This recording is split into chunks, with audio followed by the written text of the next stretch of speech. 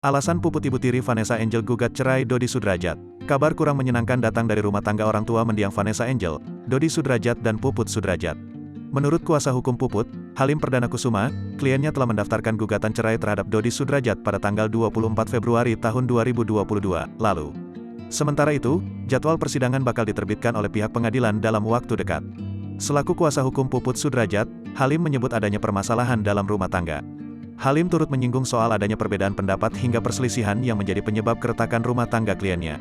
Pihaknya menyebut permasalahan sudah ada sejak 2018 lalu. Namun, kala itu Puput memilih untuk tetap menjaga keutuhan rumah tangganya. Lantaran sudah ada buah hati yang kala itu masih berusia 5 tahun.